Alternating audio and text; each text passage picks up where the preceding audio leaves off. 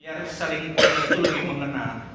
Tadi Pak Leon kan cerita apapun berapapun yang disumbang oleh pelanggan akan kaldu ya. Kaldu itu kali 2. Itu orang itu Pak Leon.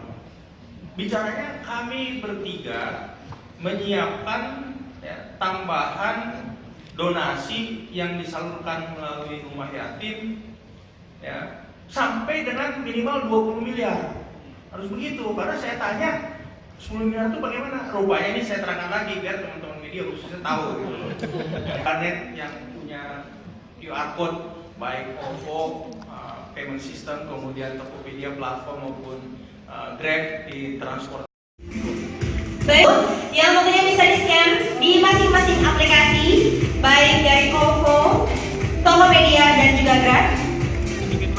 Setelah itu bisa langsung diisi nominal untuk patungan untuk berbagi. Telah diluncurkan.